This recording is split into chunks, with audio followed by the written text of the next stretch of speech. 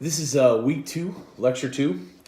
So a few years back, I was doing a class on forgiveness, and I stumbled upon a book written by Archbishop Desmond Tutu, and it was relating to the healing of South Africa after the apartheid had ended and Nelson Mandela had been freed. And the book itself is worth a read, but it was the reading of the book that I stumbled upon a concept that immediately grabbed hold of me. I stumbled upon this concept at the same time I was studying the philosophical framework of the Enlightenment throughout modernity. It's a framework that sought to disconnect us from the mythos of a peculiar religious faith, seeking to anchor truth outside of belief and instead a universal, acceptable, verifiable scientific truth. Likewise, it was a project that sought to disconnect the person from the formative communities that have traditionally located and shaped personhood, freeing them from an entrapment in communities that will ultimately sabotage one's journey into modernity's definition of truth. Whereas one's identity might have been tied to one's family line, tribal identity, or religious community, now the person is freed from such attachment. A person is just that, free and autonomous, first, capable of discerning truth for themselves and forging away from themselves. It's the mantra, I think and therefore I am, with no need of acquiescing to the demands of familial or superstitious religious communities.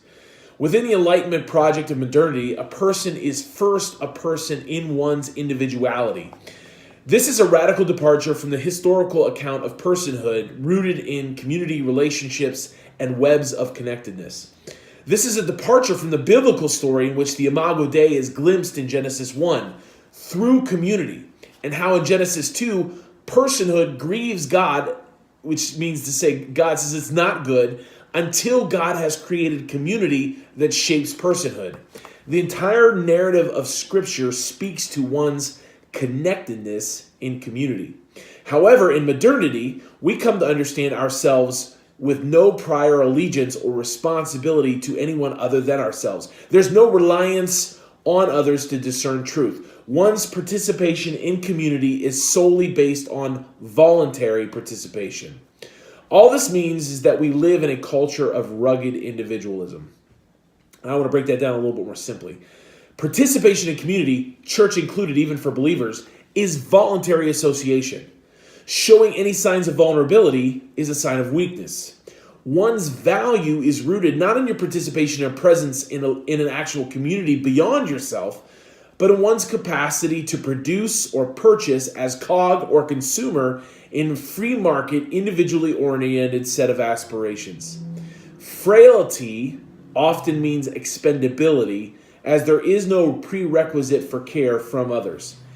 And as culture becomes hyper-individualistic, we'd rather purchase something that we'd use one time than ask our neighbor, who we've opted not to know, to borrow what we know that they would have. We become frustrated by drop-in visits that haven't first called ahead so that we can decide whether or not we want to isolate or include. We make the assumption that we are bothering someone or holding someone up by engaging them, believing that they probably really wouldn't want to associate with you in the first place.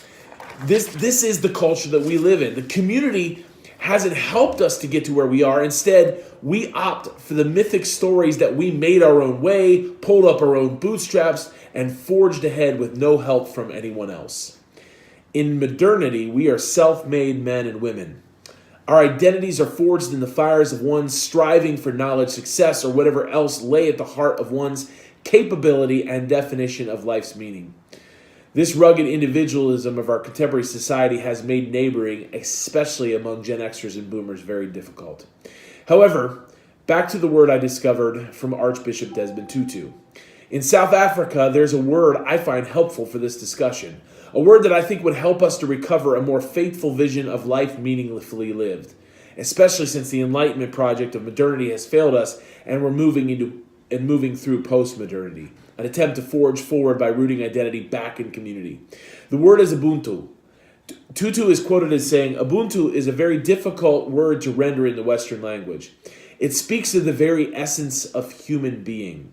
When we want to give high praise to someone, we say, Yo'u nu Ubuntu. Hey, so-and-so has Ubuntu. Then you are generous. Then you are hospitable. You are friendly and caring and compassionate. You share what you have. It is to say, my humanity is inextricably bound up in yours. We belong in a bundle of life. That's from Desmond Tutu in the book No Future Without Forgiveness. And I love this concept, as it speaks to the nature of our identities, of our being inextricably bound up with one another. I don't first know myself apart from my relationships, as though I can forge my own identity ex nihilo or out of nothing. Instead, I come to know myself as I exist among others. Okay? And as we enter into a culture of regular individualism, we've got to go as those that believe we are wired for this connectedness. We are wired for Ubuntu. Or in the Greek, really choose whatever word you prefer at this point, for koinonia, the Greek word for sharing life with one another. That our personhood requires our participation in webs of relationships.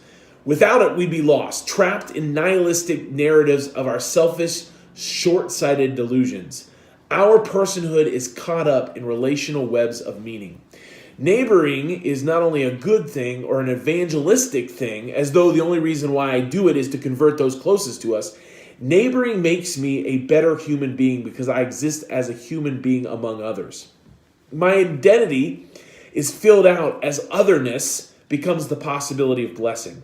My identity gains richness and texture as I abandon the delusion that all of my relationships are the product of voluntary association, and instead that our lives are inextricably bound up in one another.